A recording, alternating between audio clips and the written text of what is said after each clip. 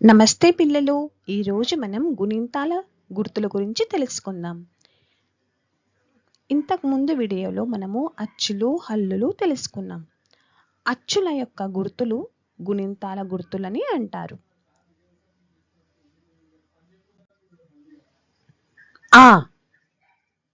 ఆ అక్షరం అచ్చులు నుండి వచ్చినటువంటి ఫస్ట్ అక్షరం. దీనికి గుర్తు అనేది ఉండదు. దీనిని తలకట్టు అంటారు. కలం.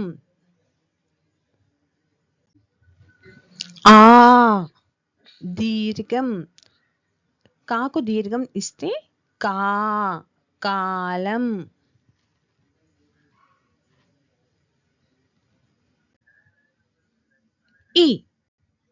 ఈని గుడిగా తీసుకుంటారు. దీని యొక్క గుర్తు పేరు గుడి. కాకి గుడిస్తే కిలి. లాకి గుడిస్తే కూడా లి. రెండు కలిపితే ఏమయ్యాయి? కిలి. ఈ యొక్క గుడి దీర్ఘము గుర్తు ఏంటి? గుడి దీర్ఘము. కాకి గుడి దీర్ఘం ఇస్తే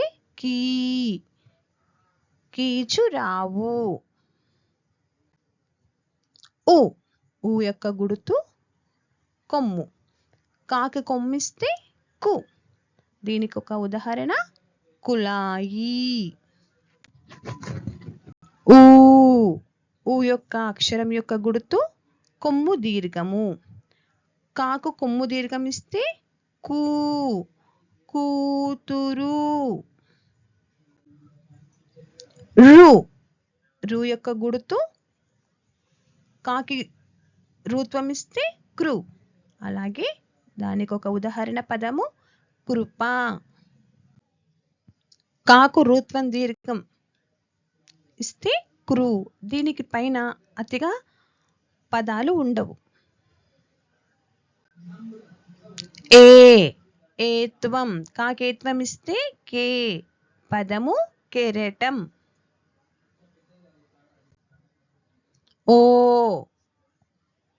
కాకోత్వం ఇస్తే కోడి.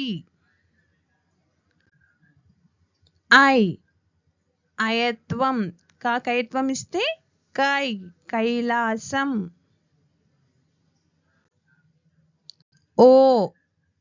కాకోత్వం ఇస్తే కొలను.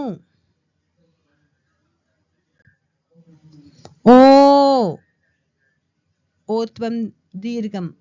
కాకోత్వం దీర్ఘం ఇస్తే డా కొమ్మిస్తే డి కోడి.